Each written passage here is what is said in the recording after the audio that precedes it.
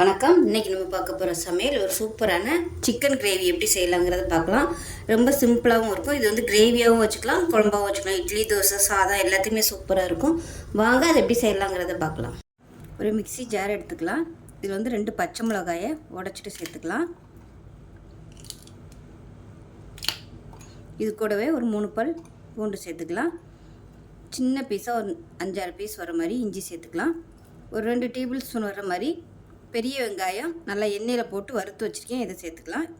இப்போ இது எல்லாத்தையுமே நல்லா நைஸாக அரைச்சிக்கலாம். இப்போ ஒரு பவுல் எடுத்துக்கலாம். இதில் பார்த்தீங்கன்னா ஒரு 1/4 கிலோ அளவுக்கு சிக்கன் எடுத்திருக்கேன், இதை சேர்த்துக்கலாம். இப்போ இந்த சிக்கனில் ஒரு 1/4 டீஸ்பூன் போல் மஞ்சள்தூள் சேர்த்துக்கலாம்.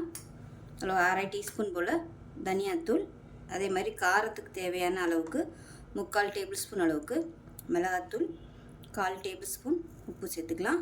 இது கூடவே 1/4 டேபிள் ஸ்பூன் மிளகுத்தூள் சேர்த்துக்கலாம். 1/4 டேபிள் ஸ்பூன் கரம் மசாலா சேர்த்துக்கலாம். இது கூடவே நல்லா ஒரு 2 டேபிள் ஸ்பூன் வர்ற மாதிரி தயிர் சேர்த்துக்கலாம். இப்போ இது கூடவே நம்ம அரைச்சி வச்சுருந்து இந்த மசாலாவையும் சேர்த்துக்கலாம். மிக்சியில் அரைச்ச இந்த வெங்காயம், இஞ்சி, பூண்டு, பச்சை மிளகாய் பேஸ்ட்டை சேர்த்துக்கலாம். இப்போ மிக்ஸி அலசிட்டு கொஞ்சமாக தண்ணி சேர்த்துக்கலாம். இப்போ இது எல்லாத்தையுமே நல்லா பிசைஞ்சு விட்டுக்கலாம். பிசைஞ்சிட்டு நல்லா ஒரு 10 நிமிஷம் ஊறட்டும். 10லேருந்து ஒரு 15 நிமிஷம் நல்லா ஊறட்டும். ஊறினதுக்கப்புறம் பார்க்கலாம். இப்போ ஒரு குக்கர் எடுத்துக்கலாம். தேவையான அளவுக்கு எண்ணெய் சேர்த்துக்கலாம்.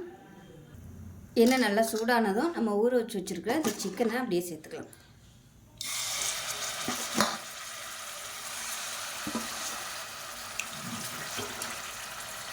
இப்போ ஊற வச்சு வச்சுருந்த பாத்திரத்தில் மசாலா இருக்கும் இல்லையா, அதில் கொஞ்சமாக தண்ணி ஊற்றி இதோட சேர்த்துக்கலாம்.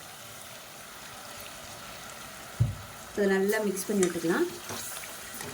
மிக்ஸ் பண்ணி விட்டுட்டு உப்பு செக் பண்ணி பார்த்துக்கோங்க எப்படி இருக்குன்னு. இப்போ இதில் பொடியாக நறுக்குனா கொத்தமல்லியில் சேர்த்துட்டு குக்கரை மூடி வச்சிடலாம். இப்போ ரொம்ப ட்ரையான மாதிரி இருக்குது, அதனால் கொஞ்சமாக ஒரு 1/4 டம்ளர் அளவுக்கு தண்ணி சேர்த்துக்கிறேன். உங்களுக்கு கிரேவி எவ்வளோ வேணுமோ அதுக்கு தகுந்த மாதிரி தண்ணி சேர்த்துக்கோங்க. இப்போ குக்கரை மூடி வச்சுட்டு நல்லா ஒரு 3 விசில், 3 இல்லை ஒரு 4 விசில் விட்டுட்டு ஸ்டீம் போனதுக்கப்புறம் பார்க்கலாம். இப்போ பாருங்கள், நல்லா ஒரு 4 விசில் விட்டுட்டு ஸ்டீம்லாம் இறங்கிடுச்சு. எப்படி இருக்குன்னு பார்க்கலாம்.